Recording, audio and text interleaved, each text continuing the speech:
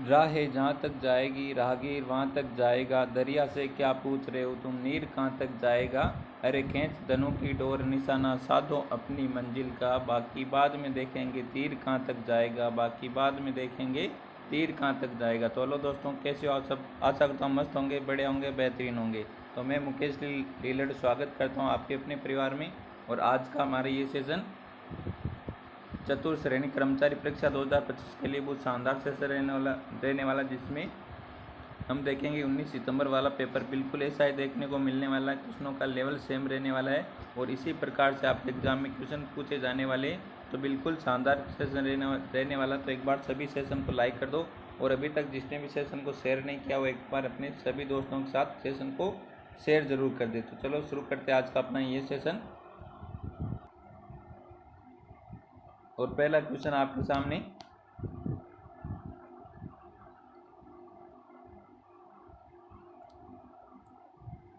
आकल जैसलमेर जिससे संबंधित है वह। तो आकल जैसलमेर एक किससे संबंधित है, फटाफट आंसर कर दो एक बार सभी। ऑप्शन आपके सामने, जस्ता खनन, यूरेनियम खनन, मैग्नीज खनन, काष्ठ जीवाश्म खनन, सॉरी काष्ठ जीवाश्म उद्यान। तो बताओ यहाँ पर कौन सा आंसर राइट आंसर है, फटाफट आंसर कर दो एक बार सभी। सभी का आंसर आना चाहिए बिल्कुल राइट आंसर। तो आकल जैसलमेर किससे संबंधित है, फटाफट आंसर करो एक बार सभी। सभी का आंसर आना चाहिए बिल्कुल राइट आंसर। तो एक बार सभी आंसर कर दो यहाँ पर कौन सा आंसर है, बिल्कुल राइट आंसर। आंसर आ रहा है यहाँ पर ए आंसर आ रहा है, सी भी आंसर आ रहा है, डी भी आंसर आ रहा है। तो जिसने भी यहाँ पर डी आंसर दिया उन सभी का बिल्कुल राइट आंसर है। आकल जैसलमेर किससे संबंधित, काष्ठ जीवाश्म उद्यान से संबंधित है। तो यहाँ पर डी आंसर बिल्कुल राइट आंसर हो जाएगा। जिसने भी डी आंसर दिया है उन सभी का बिल्कुल राइट आंसर रहने वाला है। नेक्स्ट क्वेश्चन आपके सामने,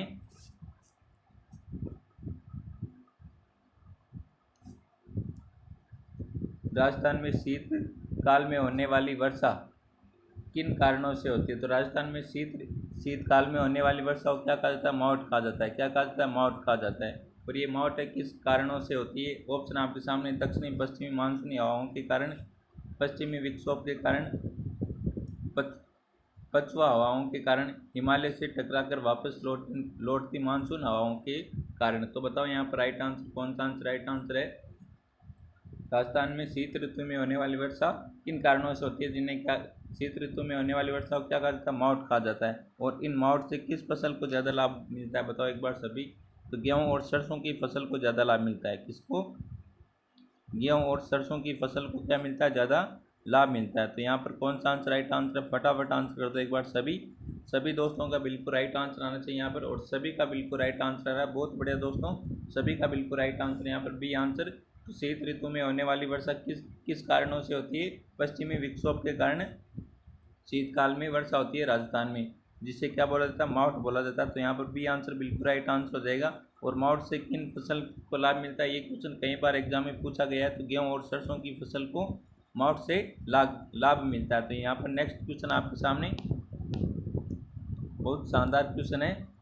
जनगणना 2011 के अनुसार राजस्थान में जनसंख्या घनत्व है। तो जनगणना 2011 के अनुसार राजस्थान में जनसंख्या घनत्व कितना है, फटाफट आंसर करो एक बार सभी। ऑप्शन है 165 व्यक्ति प्रति वर्ग किलोमीटर, 64 व्यक्ति प्रति वर्ग किलोमीटर और 200 व्यक्ति प्रति वर्ग किलोमीटर। उपयुक्त में से कोई नहीं, फटाफट आंसर करो एक बार सभी। भैया पीडीएफ कहाँ पर मिलेगी इसकी, तो पीडीएफ आपको मिल जाएगी, पीडीएफ आपको मिलेगी हमारे टेलीग्राम चैनल है मुकेश जीके ट्रिक के नाम से। मुकेश जीके ट्रिक के नाम से टेलीग्राम चैनल है, वहाँ पर आपको सभी क्लासों की पीडीएफ मिल जाएगी और जीके के अच्छे अच्छे नोट्स मिलेंगे बिल्कुल हाथ से लिखे हुए। और आपको टेलीग्राम ज्वाइन करने के लिए हमारे यूट्यूब चैनल के बायो में जाना होगा। पहले हमारे यूट्यूब चैनल को सब्सक्राइब करना होगा, फिर यूट्यूब चैनल के बायो में जाकर वहाँ पर टेलीग्राम की लिंक दे रखी है, उस लिंक पर टैप करके आपको टेलीग्राम में ज्वाइन हो जाना है, जिसमें सभी क्लासों की आपको पीडीएफ में मिल जाएगी।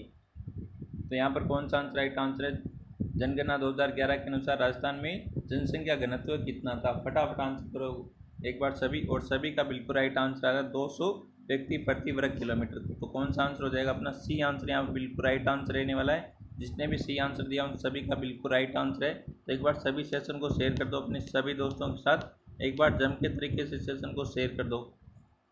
और जो भी दोस्त हमारे यूट्यूब चैनल पर नहीं जुड़े वो एक बार यूट्यूब चैनल को सब्सक्राइब जरूर करें। और ये सेशन कैसा लगा ये आपको कमेंट में बताना है। और साथ में ये भी बताना है कि इन क्वेश्चनों में से आपने कितने क्वेश्चन सही किए, ये आप सभी को बताना है कमेंट में। अगला कुछ क्वेश्चन ये रहा आपके सामने। क्वेश्चन क्या कहता है, राजस्थान के लोक नृत्य एवं उसके प्रचलन क्षेत्र से संबंध में निम्नलिखित में से कौन सा युग्म सुमेलित नहीं है। ऑप्शन आपके सामने, गिंदड़ नृत्य शेखावाटी, ढोल नृत्य जालोर, बमरसिया नृत्य बीकानेर, डांडिया नृत्य मारवाड़। तो बताओ यहाँ पर कौन सा आंसर राइट आंसर है, फटाफट आंसर करो एक बार सभी।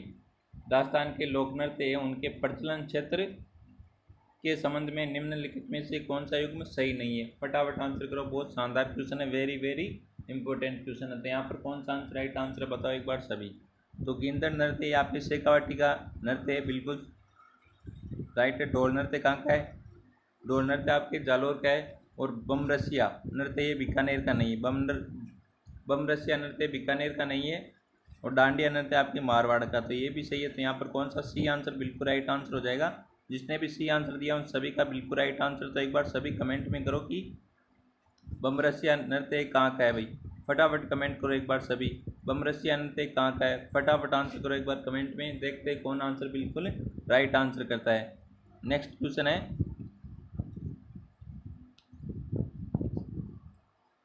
घिंगा गणगौर किस शहर की प्रसिद्ध है। तो बताओ यहाँ पर कौन सा आंसर राइट आंसर है। ऑप्शन है अजमेर की, झालावाड़, कोटा, उदयपुर।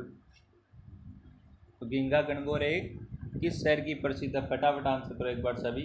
और यहाँ पर जिसने भी डी आंसर दिया उन सभी का बिल्कुल राइट आंसर है। बहुत बढ़िया दोस्तों, सभी का बिल्कुल राइट आंसर यहाँ पर डी आंसर उदयपुर की है। कहाँ की है, उदयपुर की। तो यहाँ पर डी आंसर अपना बिल्कुल राइट आंसर है। अगला क्वेश्चन है, किस किले को तारागढ़ नाम से जाना जाता है। तो किस किले को तारागढ़ के नाम से जाना जाता है, जैसलमेर का किला, जालोर का किला, सिवाना का किला, बूंदी का किला। तो बताओ यहाँ पर कौन सा आंसर राइट आंसर है। जैसलमेर के किले को क्या कहा जाता है, सोनारगढ़ का किला कहा जाता है। क्या कहा जाता है, सोनारगढ़ का किला कहा जाता है, सोनारगढ़ का किला। और इसे क्या कहा जाता है, इसे कहा जाता है सेकंड लिविंग फोर्ट कहा जाता है। क्या कहा जाता है, सेकंड आवासीय किला कहा जाता है। और इस किले में कितने बुर्ज है, 99 बुर्ज है। कितने, 99 बुर्ज है सोनारगढ़ किले में। ये क्वेश्चन कई बार पूछा भी गया है।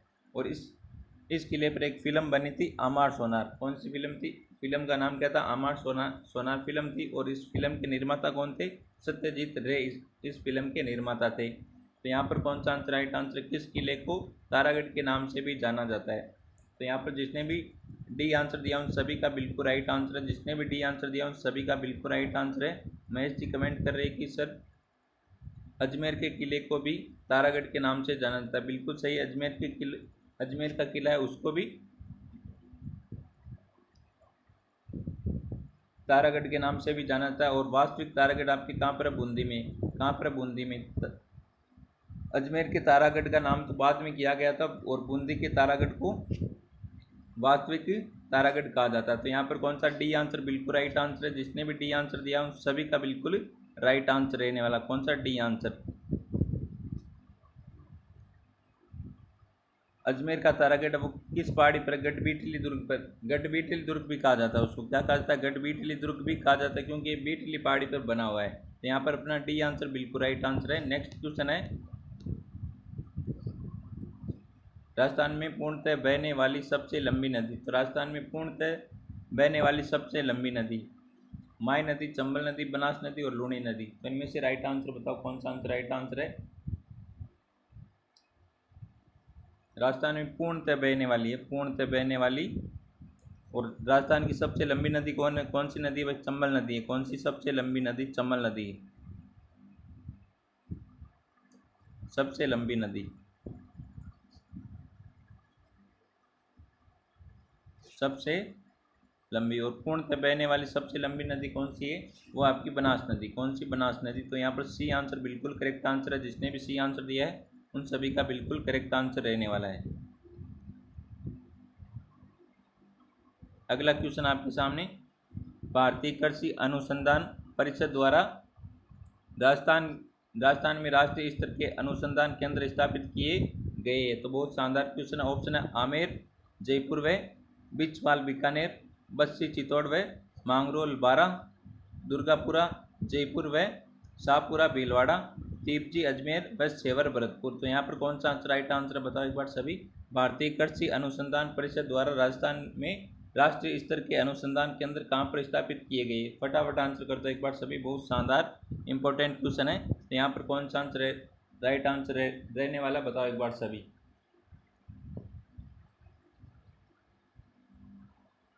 फटाफट आंसर कर दो एक बार सभी।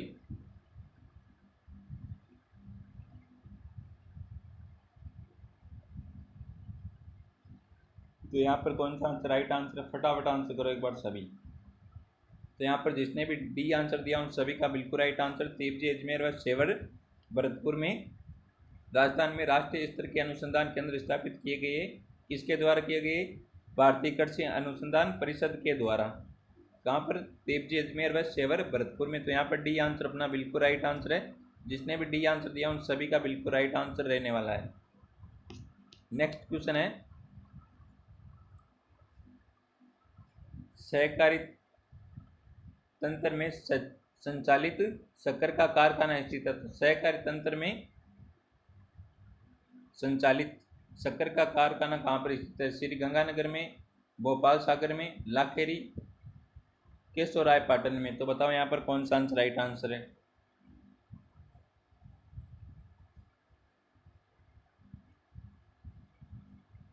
भैया इस बार डर लग रहा है कि सिलेक्शन होगा या नहीं होगा। हाँ, क्यों नहीं होगा भैया, मेहनत तो करनी पड़ेगी।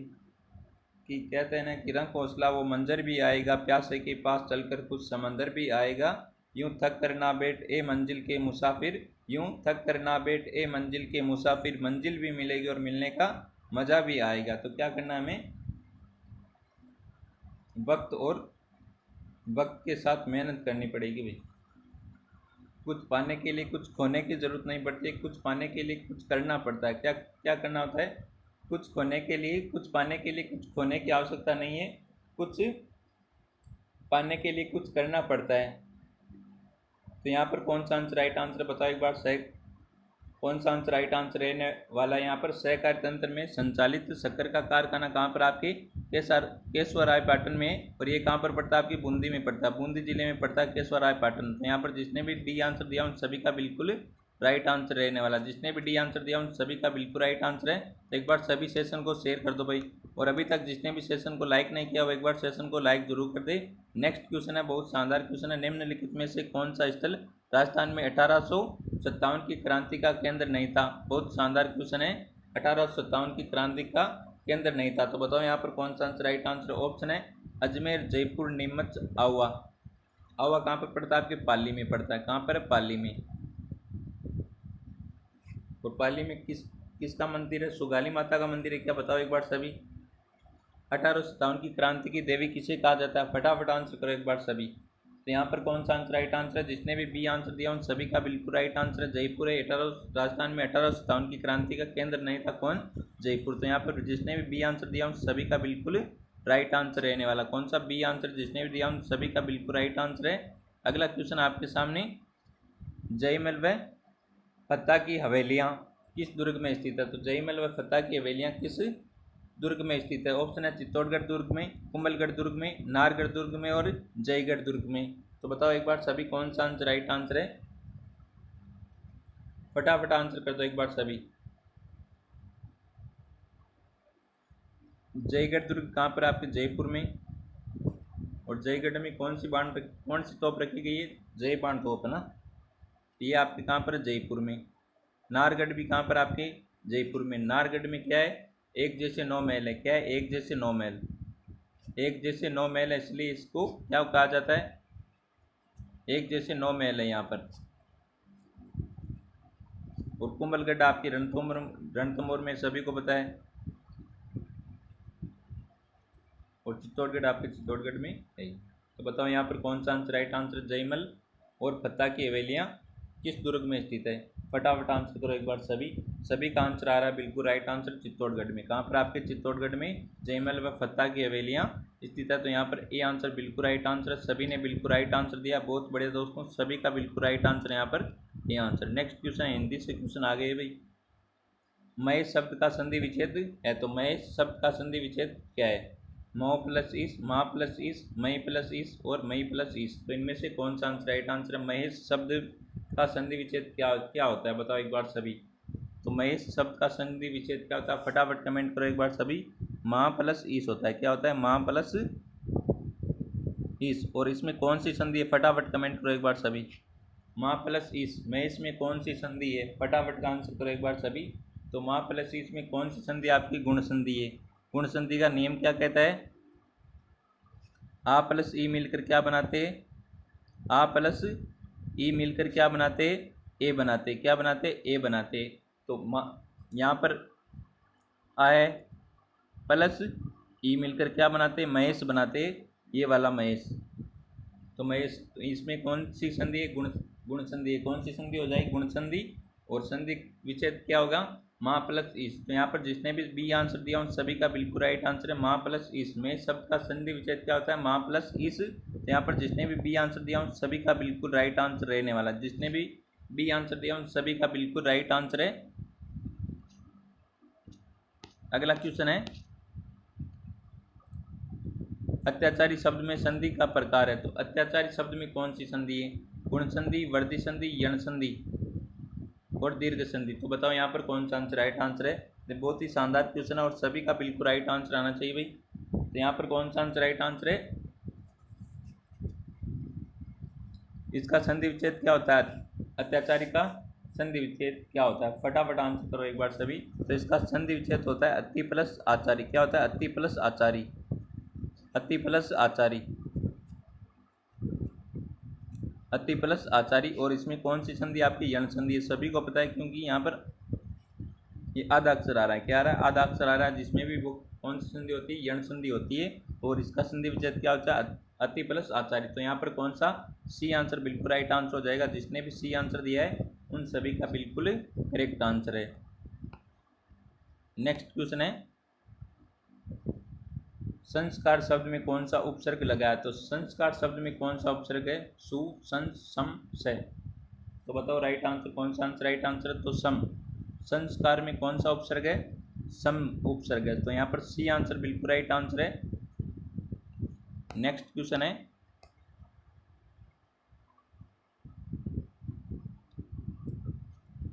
नीलकमल में कौन सा समास है? नीलकमल में कौन सा समास है? द्विगु समास, द्वंद्व समास, क्रमधारी समास, इनमें से कोई नहीं।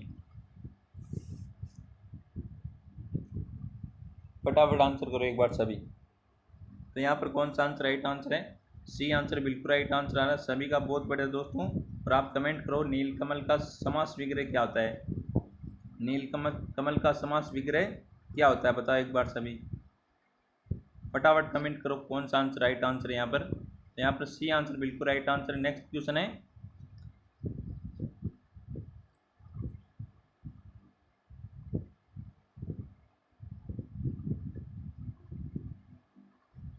रेलगाड़ी शब्द का सही समास विग्रह। रेल और गाड़ी, पटरी पर चलने वाली गाड़ी, रेल से चलने वाली गाड़ी, रेल पर चलने वाली गाड़ी। तो ये तो बिल्कुल भी नहीं हो सकते। तो यहाँ पर कौन सा आंसर हो जाएगा? B answer. पटरी पर चलने वाली गाड़ी रेलगाड़ी होती है। तो यहाँ पर कौन सा? बी आंसर बिल्कुल करेक्ट आंसर हो जाएगा। नेक्स्ट क्वेश्चन है, खुशियाँ मनाना मुहावरे खुशियाँ मनाना किस मुहावरे का अर्थ है? खुशियाँ मनाना किस मुहावरे का अर्थ है? बताओ एक बार सभी। बुरे दिन फिरना, के दीपक जलाना और घर में गंगा बहना, उपयुक्त सभी। तो बताओ यहाँ पर राइट आंसर कौन सा आंसर राइट आंसर है? और यहाँ पर आंसर आ रहा है सी आंसर आ रहा है कईयों का, और कईयों का बी आंसर आ रहा है। तो खुशियाँ मनाना, जब श्री राम वनवास से आए थे अयोध्या में तो क्या जले थे? खुशियों से दीपक जले थे ना। हाँ, वनवास से श्री राम वनवास से आए थे ना अयोध्या, तब क्या जले थे? के दिए जले थे। क्यों दीपक जलाए थे? क्योंकि वो खुशियाँ मना रहे थे। तो घी के दीपक जलाना, खुशियाँ मनाना। यहाँ पर कौन सा? बी आंसर बिल्कुल राइट आंसर होगा। सी आंसर नहीं होगा। घर में गंगा बहना, ये नहीं होगा। नेक्स्ट क्वेश्चन है, चांदी का जूता सर्वाधिक उपयुक्त अर्थ।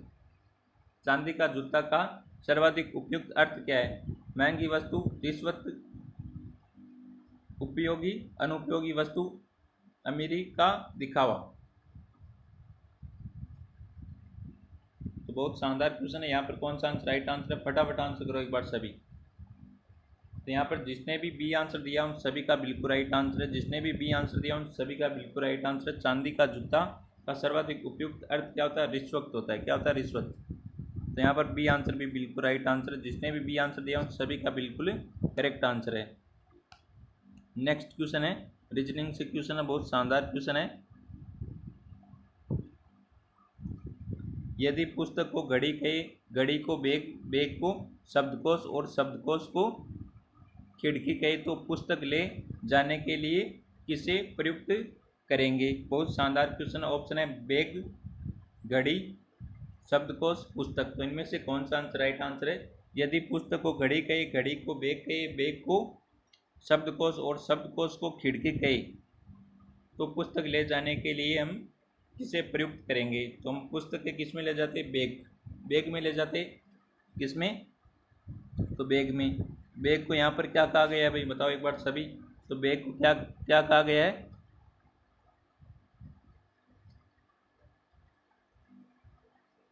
यहाँ पर देखो बैग को क्या कहा गया है? शब्दकोश। तो हम पुस्तक के किस में ले जाएंगे? शब्दकोश में ले जाएंगे। किस में? शब्दकोश में, क्योंकि यहाँ पर बैग को क्या कहा है? शब्दकोश का है। तो यहाँ पर कौन सा सी आंसर बिल्कुल राइट आंसर है? जिसने भी सी आंसर दिया है उन सभी का बिल्कुल करेक्ट आंसर रहने वाला है। अगला क्वेश्चन है, यदि संख्या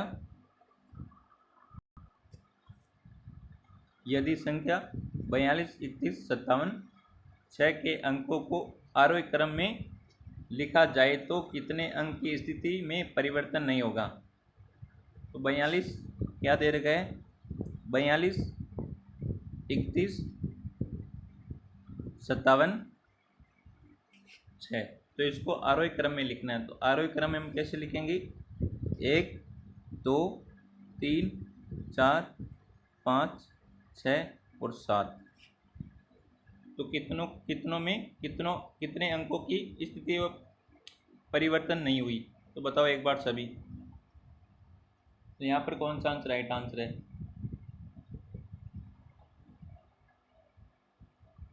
फटाफट आंसर करो एक बार सभी।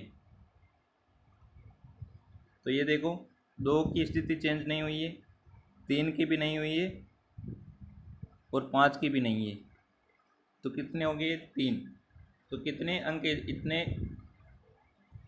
ऐसे हैं जिनकी स्थिति है वो परिवर्तन नहीं हुआ है? तो यहाँ पर 3 बिल्कुल राइट आंसर हो जाएगा। C answer. कौन सा? C answer. तो इन संख्या को किस में लिखना था? आरोही क्रम में लिखना था। फिर क्या बताना था कि कितने अंकों की स्थिति है वह परिवर्तन नहीं हुई। नेक्स्ट क्वेश्चन है,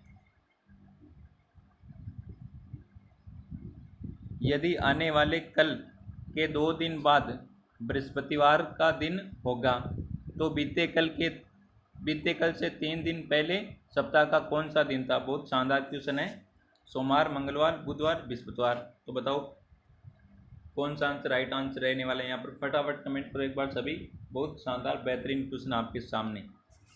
यहाँ पर क्वेश्चन क्या कहता है कि आने वाले कल के 2 दिन बाद।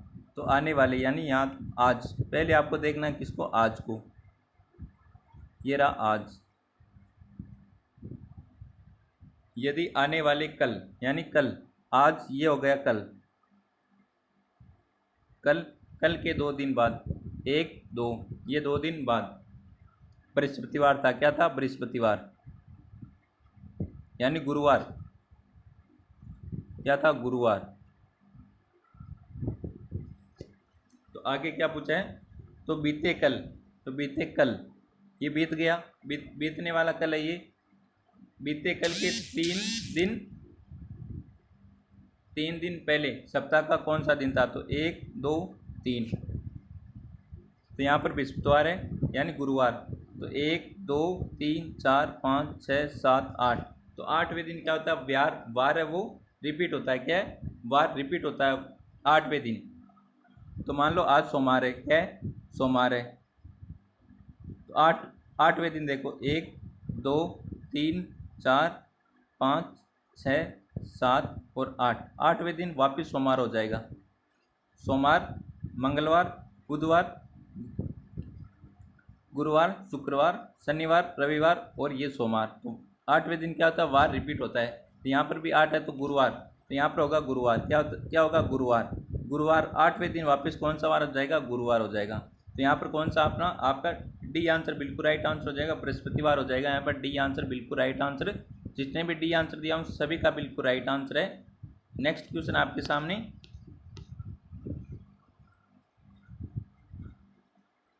फादर शब्द में कौन सा अक्षर उसी स्थान पर जिस पर वह वर्णमाला में है। तो क्या दे रखा है, फादर।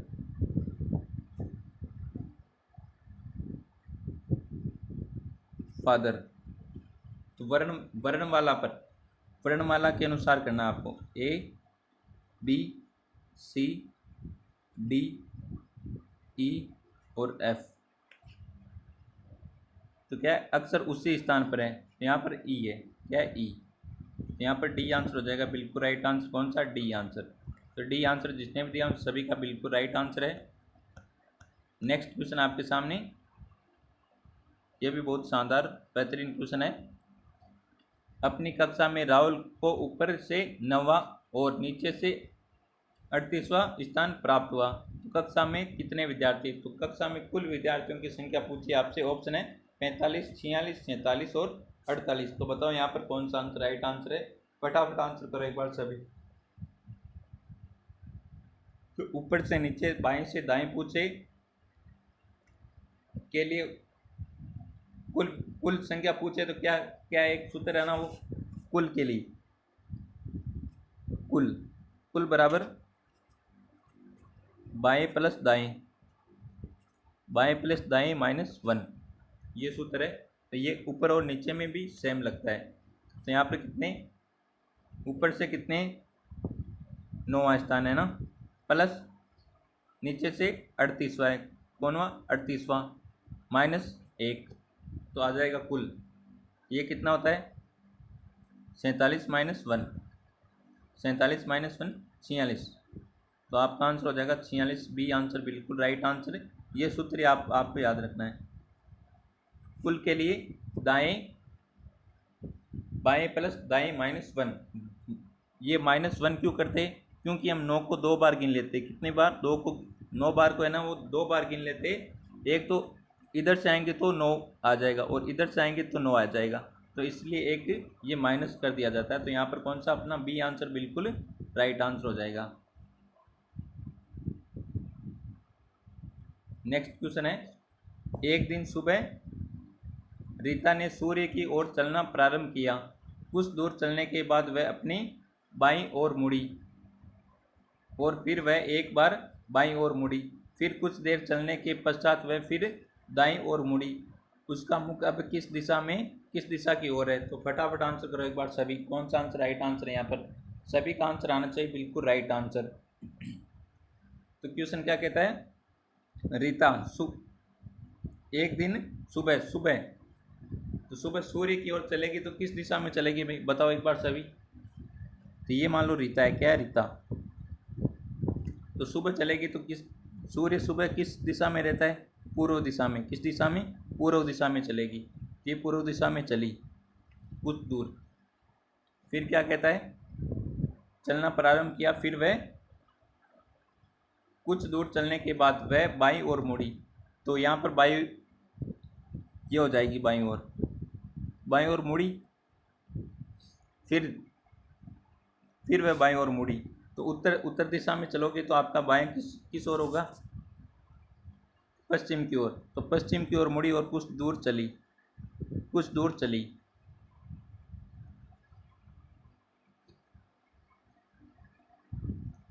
फिर कुछ देर चलने के पश्चात वह फिर दाईं ओर मुड़ी। तो दाईं ओर किधर हो जाएगा, आपका इधर हो जाएगा।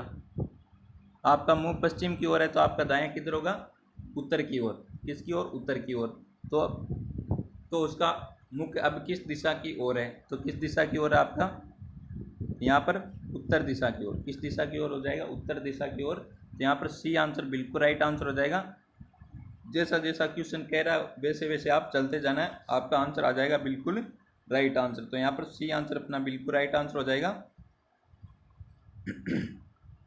नेक्स्ट क्वेश्चन है, बहुत शानदार क्वेश्चन है, दिमाग लगाने वाला क्वेश्चन है भाई।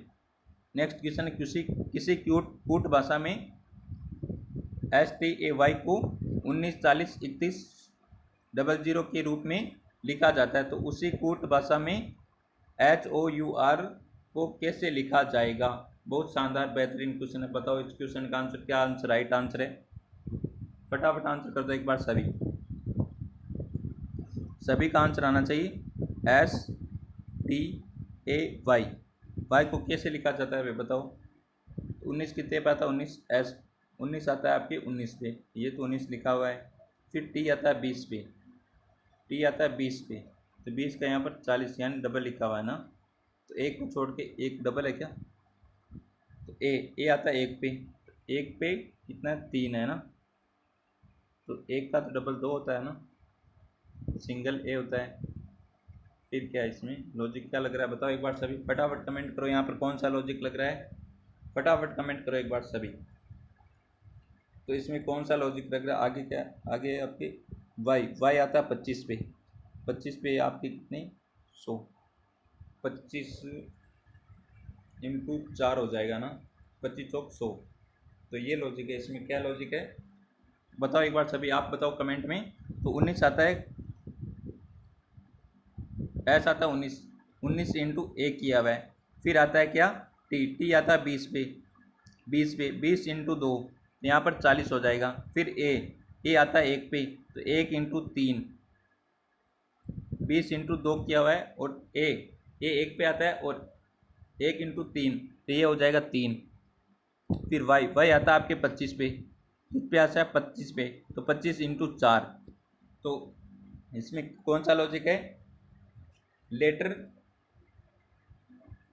लेटर संख्या फिर गुणा 1 2 3 ऐसे किया हुआ है। तो इसी प्रकार से ये वाला कर लो, एच आता है 8 पे, 8 इंटू 1, ओ आता है कितने पे आता है, ओ 15 पे, 15 इंटू 2, यू आता है आपके 21 पे, 21 इंटू 3, और आर आता है आपके 18 पे, कितने पे आता है 18 पे, तो इंटू 4। तो यहाँ पर कौन सा हो जाएगा 8 हो जाएगा, 30 हो जाएगा, और ये 63 हो जाएगा ना, और ये 72 हो जाएगा। तो बताओ यहाँ पर राइट आंसर कौन सा आंसर राइट आंसर, फटाफट आंसर करो एक बार सभी का आंसर आना चाहिए बिल्कुल राइट आंसर। तो 8 36 63 72, एक ऑप्शन नहीं है ये रहेगा।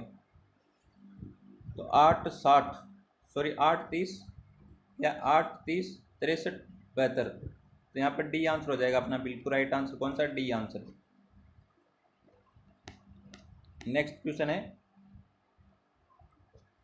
कालीबंगा सभ्यता को सर्वप्रथम प्रकाश में लाने का श्रेय किसे दिया जाता है, तो अमलानंद घोष को दिया जाता है, सभी को पता है। तो यहाँ पर डी आंसर बिल्कुल राइट आंसर हो जाएगा, जिसने भी डी आंसर दिया है उन सभी का बिल्कुल करेक्ट आंसर है। नेक्स्ट क्वेश्चन है, राजस्थान के एकीकरण पूर्व राजस्थान में कितनी रियासतें और ठिकाने थे। बहुत शानदार क्वेश्चन। तो एक बार सभी सेशन को लाइक कर दो, और आपको लास्ट में कमेंट में जरूर बताना कि ये सेशन आपको कैसा लगा। तो कितनी 19 रियासतें और 3 ठिकाने थे, कितनी 19 रियासतें और 3 ठिकाने। यहाँ पर सी आंसर बिल्कुल राइट आंसर है, जिसने भी सी आंसर दिया उन सभी का बिल्कुल राइट आंसर है। नेक्स्ट क्वेश्चन है, मत्स्य संघ में कौन सा राज्य सम्मिलित नहीं था, अलवर, भरतपुर, करौली, झालावाड़। तो बताओ यहाँ पर कौन सा आंसर राइट आंसर है, मत्स्य संघ में कौन सा राज्य शामिल नहीं था, फटाफट आंसर करो। तो यहाँ पर कौन सा आंसर हो जाएगा, झालावाड़ शामिल नहीं था, अलवर, भरतपुर और करौली। एक और कौन सा था कमेंट में बताओ एक बार सभी, ठीक है ना, ABCD। तो बताओ एक बार सभी चौथा कौन सा था वो, एकलिंग जी मंदिर स्थित है। तो एकलिंग जी मंदिर कहाँ पर आपके उदयपुर में, ए आंसर बिल्कुल राइट आंसर। जिसने भी ए आंसर दिया उन सभी का बिल्कुल राइट आंसर रहने वाला है। नेक्स्ट क्वेश्चन है, ये बहुत शानदार क्वेश्चन है भाई, वेरी वेरी इंपॉर्टेंट क्वेश्चन है। ऊँट की खाल पर स्वर्ण मीनाकारी कला क्या कहलाती है, थेवा कला, पुस्ता कला, छपाई कला, दाबू प्रिंट कहाँ का भाई, सेवाकला कहाँ की? प्रतापगढ़ की। कहाँ की? प्रतापगढ़ की। और प्रवर्तक कौन है सेवाकला की? नाथुराज जी सोनी। उस्ता कला, तो ऊँट की खाल पर की जाने वाली मीनाकारी कला क्या कहलाती है? उस्ता कला। और ये कहाँ की प्रसिद्ध? आपके बीकानेर की प्रसिद्ध। कहाँ की? बीकानेर की प्रसिद्ध उस्ता कला। यहाँ पर जिसने भी बी आंसर दिया उन सभी का बिल्कुल राइट आंसर रहने वाला है। और नेक्स्ट क्वेश्चन आपके सामने, और आज की क्लास का हमारा अंतिम क्वेश्चन रहने वाला है, इंडोनी लोकगीत गाया जाता है। तो इंडोनी लोकगीत किसके द्वारा गाया जाता है या फिर कब गाया जाता है? पति की मृत्यु पर पत्नी द्वारा, विवाह समारोह के दौरान, महिलाओं द्वारा कुएं से पानी लेने जाते समय, बेटे के जन्म के समय महिलाओं द्वारा। तो इस क्वेश्चन का आंसर आपको देना है कमेंट में। किस में देना है? कमेंट में। देखते कौन आंसर बिल्कुल राइट आंसर करता है। तो आज का ये सेशन आपको पसंद आया तो सेशन को एक बार लाइक जरूर कर दे, और अभी तक हमारे यूट्यूब चैनल को सब्सक्राइब नहीं किया तो हमारे यूट्यूब चैनल को सब्सक्राइब जरूर करें। तो मिलते हैं एक और बेहतरीन शानदार जानदार सेशन के साथ। तब तक थैंक यू, टेक केयर, जय हिंद, वंदे मातरम।